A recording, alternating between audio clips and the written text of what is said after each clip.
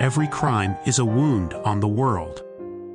We're here to dissect it, layer by layer, to find the truth buried within. This is Anatomy of Crime. It begins with a sound, the specific, splintering crack of wood giving way to brute force. Then another sound, 4 of them in rapid succession, not just bangs, but concussive blasts that tear through the pre-dawn stillness of a gated community. In the Silverwoods country estate in Pretoria, South Africa, a place designed to keep the dangers of the outside world at bay, violence has breached the perimeter. It has come from within. The date is February 14, 2013, Valentine's Day. Inside house number 286, a man is screaming. A woman is silent. Soon, the sounds of security guards arriving, of a phone call to emergency services, of desperate, frantic attempts to save a life that is already gone, will fill the air. But for now, in the immediate aftermath, there is only the echo of those gunshots and the terrible finality they represent. The man making those calls, the man whose home this is not just any man. He is a global icon, a hero. He is Oscar Pistorius, the Blade Runner, the double amputee sprinter who transcended his disability to compete against able-bodied athletes at the Olympic Games. He is a symbol of human resilience, a testament to the power of the will to overcome any obstacle. His story is one of triumph, of a near-superhuman spirit housed in a body remade by technology and determination. But on this morning, that story will be irrevocably fractured. Inside his home, his girlfriend, the model and law graduate Reeva Steenkamp, lies dying on the floor, shot multiple times through a locked bathroom door. The story Oscar Pistorius will tell is one of a tragic mistake. A story of fear in the dark, of a disabled man terrified of the ever-present threat of intruders that haunts wealthy South Africans, of a protective instinct gone horribly wrong. He will claim he believed an intruder had broken in and barricaded themselves in the toilet, and that he fired his 9mm pistol to neutralize the threat, only to discover the horrific truth moments later. It is a compelling narrative, one custom-built for a man whose entire life has been a story of vulnerability and strength. But the physical evidence left behind in the silent, blood-stained confines of that bathroom, the angle of the bullet holes, the pattern of the wood splinters from a cricket bat, the last meal in a young woman's stomach, will begin to tell a different story. A story of a late-night argument, of escalating rage, and of a deliberate act of violence. The investigation and the trial that followed would captivate the world, not just because of the celebrity at its center, but because it forced a global audience to confront a deeply unsettling question. How do you separate the hero from the man? Today, we dissect the anatomy of a celebrity defense, a meticulously constructed narrative designed to transform a killer into a victim, and explore how the unassailable laws of physics and forensic science were pitted against the power of a global myth. To understand the trial of Oscar Pistorius, you must first understand the legend of the Blade Runner. Born in 1986 in Johannesburg, Oscar Leonard Carl Pistorius was born with fibular hemimelia, a congenital absence of the fibula bone in both of his legs. Before his first birthday, his parents made the agonizing decision to have both legs amputated below the knee. It was a choice that defined his physical reality, but one he would refuse to let define his potential. Fitted with prosthetic legs, he was encouraged by his family to be fiercely independent, to participate in sports, to never see himself as disabled. He excelled. He played rugby, water polo, and tennis. After a serious rugby injury in 2003, he was introduced to track and field as part of his rehabilitation. It was a turning point. Within months, he was competing at the Paralympic level, shattering records.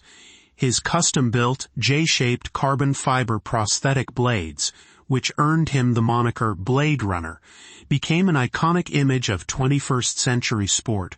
They were not just tools, they were symbols of progress, of the blurring line between human and machine, of the sheer force of will. Pistorius wasn't content with being the fastest disabled man on Earth. He wanted to compete against the fastest men, period. This led to a years-long controversial battle with the International Association of Athletics Federations, or IAAF. The argument was complex. Did his blades give him an unfair advantage over able-bodied runners? Did the lighter weight and spring-like action compensate for the lack of ankle articulation and the slower start from the blocks? After extensive scientific study and legal challenges, the Court of Arbitration for Sport ruled in his favor in 2008. The door was open. In 2012, he made history. At the London Olympic Games, Oscar Pistorius became the first double amputee to compete in an Olympic track event. He ran in the 400 meters and the 4x400 meter relay. He didn't win a medal, but that was irrelevant. His presence alone was a monumental victory. He was on magazine covers, in high-profile advertising campaigns for companies like Nike. He was a global superstar, a symbol of hope, not just for disabled people, but for anyone who had ever faced adversity. He was living proof that limitations were something to be shattered.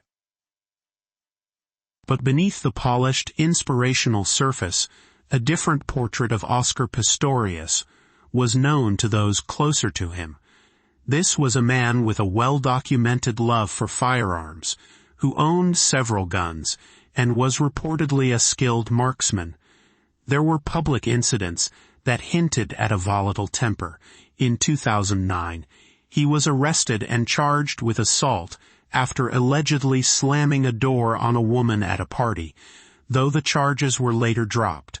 Months before the shooting, he reportedly threatened another man in a VIP room over a dispute involving a former girlfriend. There was also an incident where he accidentally discharged a firearm in a crowded Johannesburg restaurant, asking a friend to take the blame. This was the paradox of Oscar Pistorius, the publicly celebrated hero who conquered adversity, and the privately known adrenaline junkie with a short fuse and a penchant for guns. He lived in a state of high alert, a mindset he attributed to the high crime rates in South Africa and his own sense of physical vulnerability without his prostheses. This deep-seated fear, this duality of being both a powerful athlete and a disabled man, would become the absolute cornerstone of his defense. It was the foundation upon which his legal team would build their entire case. Reeva Steenkamp was far more than the tragic figure she would become. Born in Cape Town in 1983, she was a vibrant, intelligent, and ambitious woman. She moved to Port Elizabeth as a child, where she developed a passion for horse riding, an activity that ended after a serious fall in her early 20s. After graduating from Nelson Mandela Metropolitan University with a Bachelor of Laws degree, she began working as a paralegal with ambitions of becoming a legal advocate. At the same time, she was a successful model, her face appearing in campaigns for major brands and on the covers of magazines like FHM. She was also a budding television personality, having just filmed her part in a celebrity reality show called Tropica Island of Treasure. Friends and family described her as warm, kind, and deeply empathetic. Crucially, She was a passionate advocate against gender-based violence, a cause she felt strongly about. In one of her final social media posts, just before her death, she expressed excitement about Valentine's Day and encouraged her followers to show love. In a tragic and bitter irony, she was planning to give a speech at a local school about domestic violence and her own experiences with a past abusive relationship.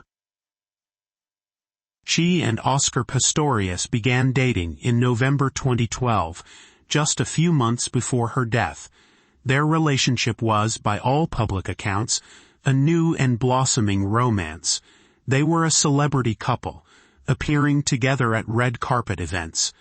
The public saw a handsome, successful pair, but private text messages retrieved from Reeva's phone after her death would paint a more complicated picture. While many messages were loving and affectionate, others revealed a darker side to the relationship. In one lengthy message sent less than 3 weeks before she was killed, Reeva wrote to Oscar, "I'm scared of you sometimes, and how you snap at me, and how you will react to me."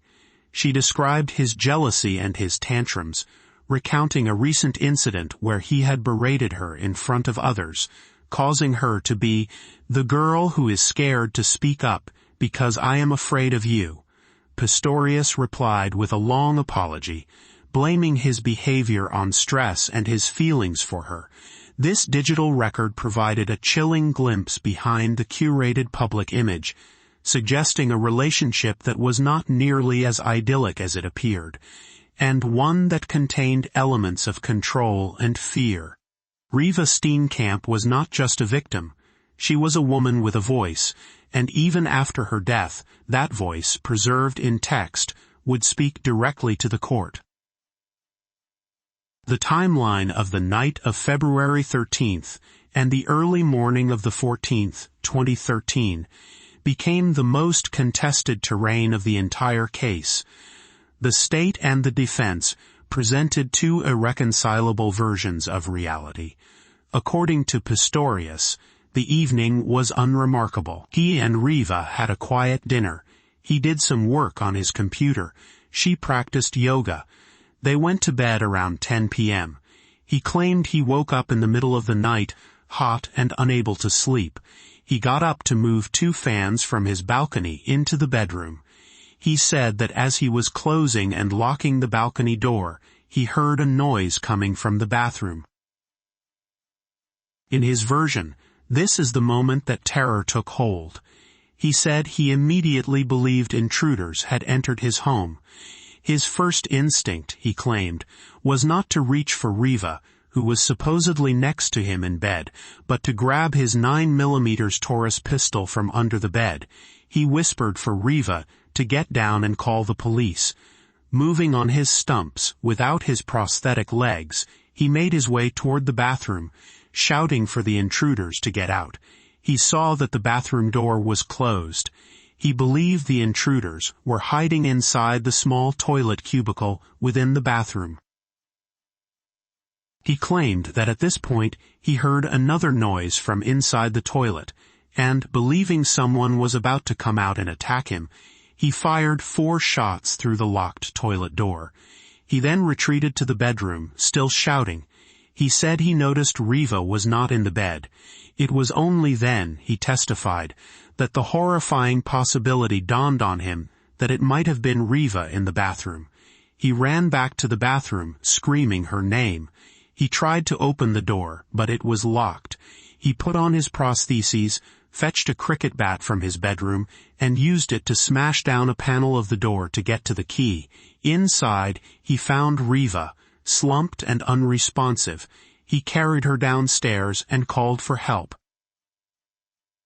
The prosecution, led by State Advocate Jerry Nell, presented a starkly different narrative, pieced together from forensic evidence and the testimony of neighbors. Their timeline suggested that the couple had been awake and arguing late into the night. They believed this argument culminated in Reeva fleeing to the bathroom and locking the door to protect herself from an enraged Oscar. He then pursued her, armed with his gun, and deliberately fired through the door, knowing full well she was on the other side. The testimony of witnesses from the surrounding houses was crucial to the state's case. Several neighbors testified to hearing sounds from the Pistorius home. Michelle Berger, who lived 177 meters away, gave powerful testimony that she was woken after 3 a.m. by blood-curdling screams. She heard a woman screaming, followed by a man screaming, then more screams from the woman. Then she heard 4 gunshots. Her husband also testified to hearing screams. Another neighbor, Estelle van der Merwe, testified she heard what sounded like people arguing, which woke her up an hour before she heard the shots. The defense would later argue ferociously that the neighbors were mistaken, that the sounds were too far away to be clear, and that the high-pitched female screams were, in fact, the sound of a distraught Oscar Pistorius screaming after the fact. The precise timing and nature of these sounds, arguing, screams, gunshots, and the sound of a cricket bat hitting a door, became a central battlefield in the trial. The crime scene itself was a vault of physical truth, and its interpretation would determine the outcome of the case. When police and paramedics arrived, they found a scene of chaos and tragedy. Reeva Steenkamp was at the bottom of the stairs, where Pistorius had carried her. She had been shot 3 times, in the head, the hip, and the arm. The 4th bullet had missed. Upstairs, the bathroom was the focal point. The toilet cubicle door, a simple wooden door, was the primary piece of evidence. It was pockmarked with 4 bullet holes, and showed distinct impact marks from a cricket bat. Every mark, every splinter, every trajectory was a piece of a puzzle. Captain Christian Mangina, a police ballistics expert, provided some of the most damning testimony for the state. He analyzed the bullet holes in the door and determined their trajectory. His analysis concluded that the shots were fired from a distance of between 60 and 220 centimeters. More importantly, he analyzed the height of the holes. Based on his findings, he testified that Pistorius was likely not wearing his prosthetic legs when he fired the gun. This finding, on its face, seemed to support the defense's narrative of a vulnerable man on his stumps. However, it also raised a difficult question. If he was so terrified and acting in a split second, why was his aim so controlled, with the 4 shots grouped tightly together? The cricket bat marks on the door told another story. The defense claimed Pistorius used the bat to break down the door after the shooting in a frantic attempt to reach Reeva. But Mangina's analysis of the impact marks and their position relative to the bullet holes suggested something else. The prosecution argued that Pistorius had first used the bat to try and break the door down, and when that failed, he had fired his gun. This would imply a sustained, drawn-out attack, not a panicked, split-second reaction. However, the forensic evidence on this point was complex, and the defense brought their own experts to argue that the bat marks were indeed consistent with an attempt to get into the bathroom after the shots were fired. Perhaps the most crucial forensic battle was over the very position of Reeva Steenkamp when she was shot. The state's experts, analyzing the bullet trajectories and the wounds, concluded that the first shot hit her in the hip, causing her to fall. The subsequent shots, including the fatal one to the head, were fired as she was falling or was already on the ground in a defensive position, with her arms covering her head. This sequence would utterly destroy the defense's claim that he fired 4 shots in rapid succession at a perceived standing threat. It painted a picture of a brutal execution-style killing. The defense, of course, had their own experts who offered a different interpretation. They argued the sequence of shots was different, and that Reeva was standing and facing the door when the first shots were fired. This clash of experts is a common feature of high-profile trials, designed to create doubt in the mind of the judge. But the physical evidence was stubborn. The type of ammunition used was also highlighted by the prosecution. Pistorius had loaded his gun with black talon bullets, a type of hollow-point ammunition designed to expand upon impact, causing devastating internal injuries. The prosecution argued that the choice of this ammunition demonstrated a clear intent to kill, not just to stop an intruder. Then there was the stomach content analysis. The state pathologist who conducted the autopsy on Reeva Steenkamp found partially digested food in her stomach, primarily vegetables and cheese. Based on the normal rate of digestion, he estimated that she had likely eaten within 2 hours of her death, which occurred sometime after 3 a.m. This directly contradicted Pistorius's timeline that they had eaten dinner around 7 p.m. and gone to bed at 10 p.m.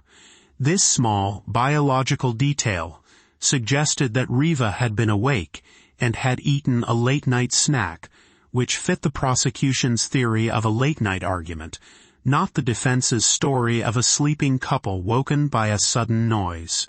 The defense countered with experts who argued that digestion rates can vary wildly, but the finding planted yet another seed of doubt in Pistorius's version of events. Every piece of evidence, from the grand sweep of the bullet trajectories to the microscopic state of digestion, was scrutinized and weaponized by both sides. The initial stages of the police investigation were plagued by a series of blunders that threatened to compromise the entire case and provided significant ammunition for the defense. The lead detective assigned to the case was Chief Investigator Hilton Botha. During the bail hearing, just days after the killing, Botha's credibility was systematically dismantled by the formidable defense attorney Barry Rue. Botha admitted on the stand that the police had failed to wear protective shoe coverings at the crime scene, potentially contaminating evidence. He conceded that a crucial piece of evidence, a bullet that had struck the toilet bowl, had been missed by forensic teams and was only discovered later.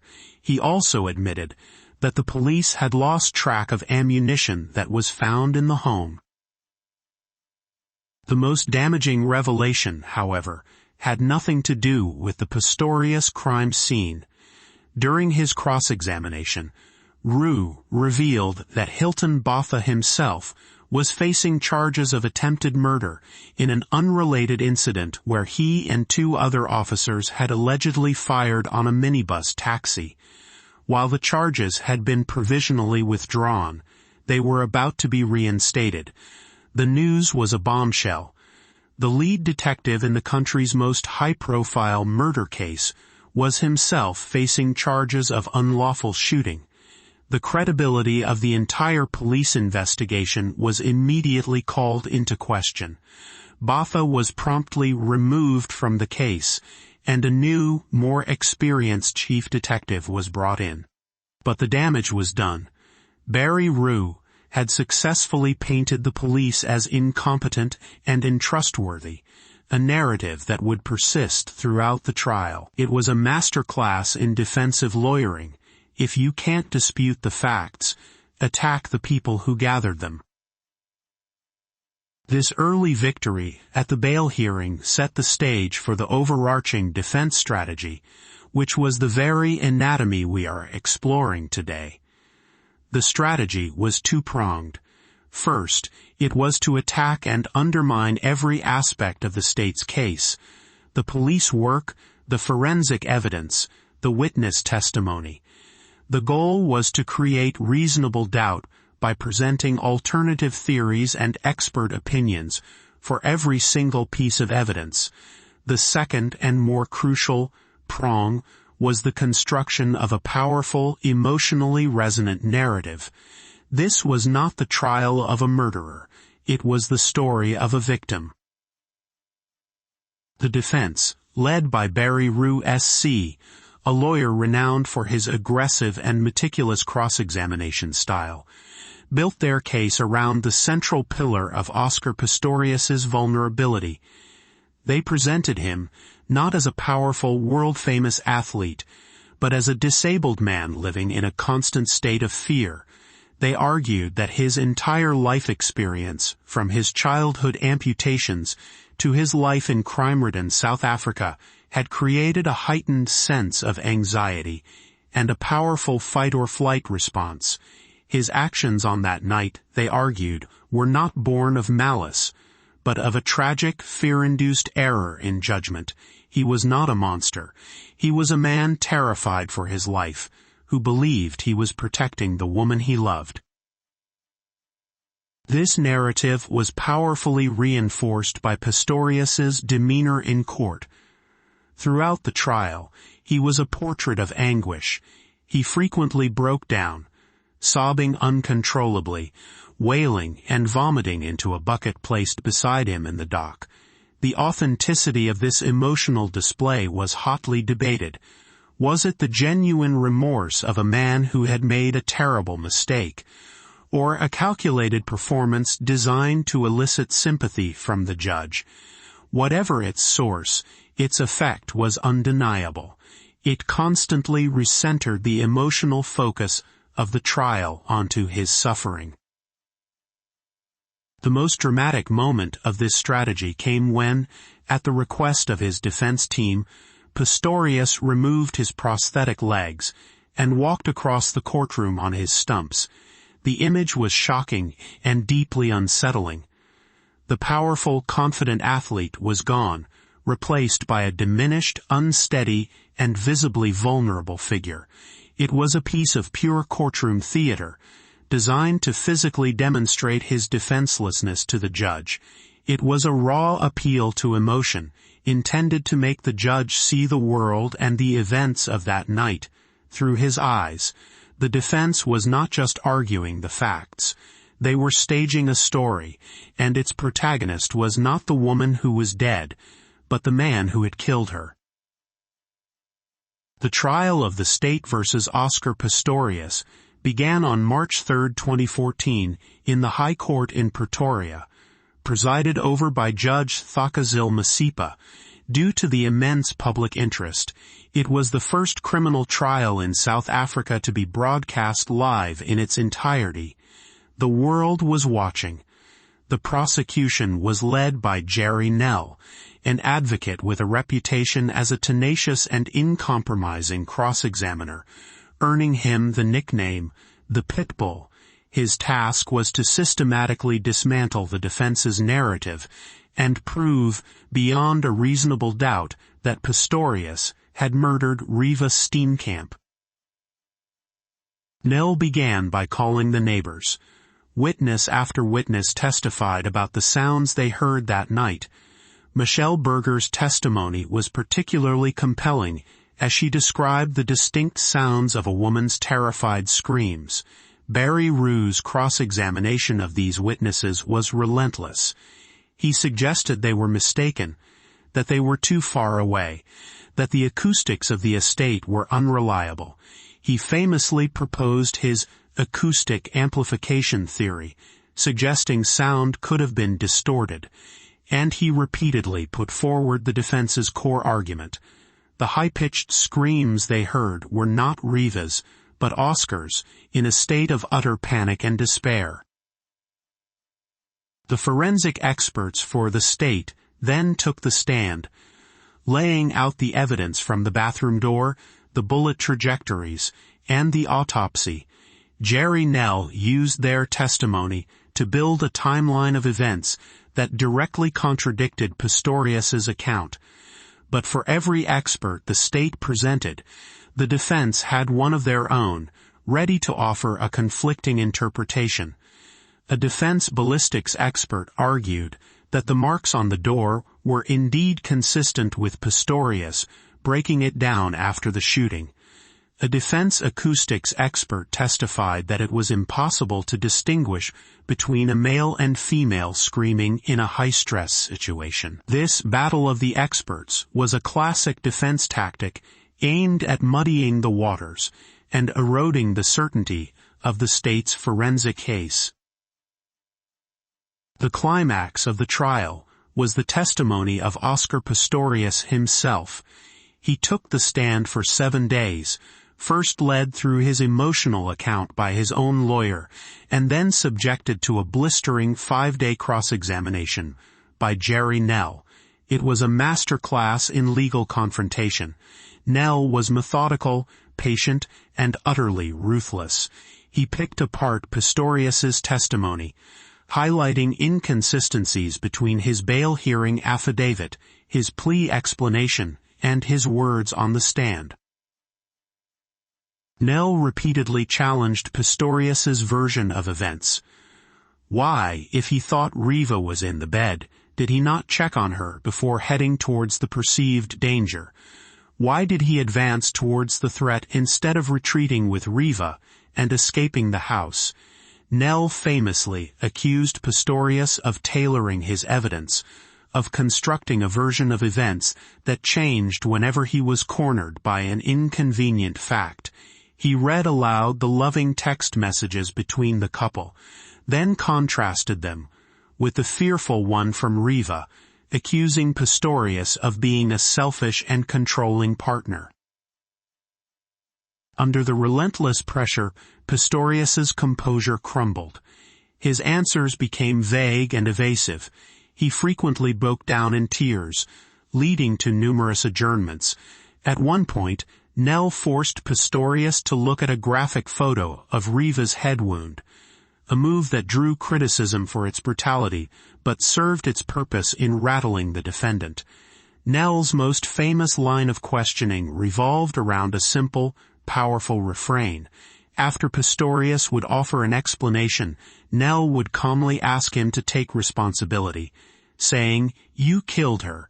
You shot and killed her," and demanding Pistorius say it himself. Pistorius would only reply, "I made a mistake." This exchange cut to the heart of the case. Was this a mistake or an intentional act? By the end of his testimony, the confident hero was gone, replaced by a figure who appeared to many as an unreliable and self-pitying witness.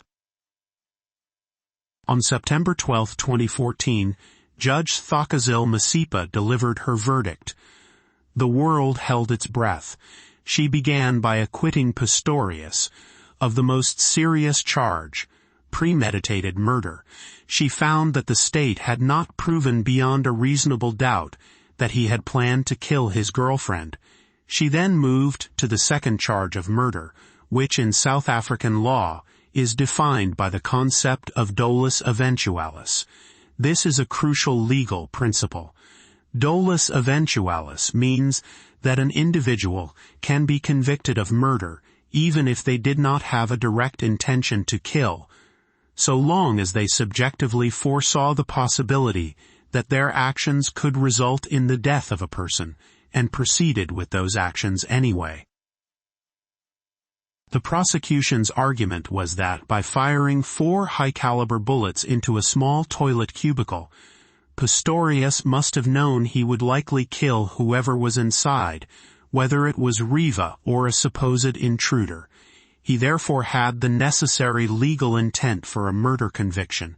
In a decision that shocked many legal observers, Judge Masipa disagreed. She argued that Pistorius had acted negligently and too hastily, but she did not believe the state had proven that he subjectively foresaw that he would kill the person behind the door.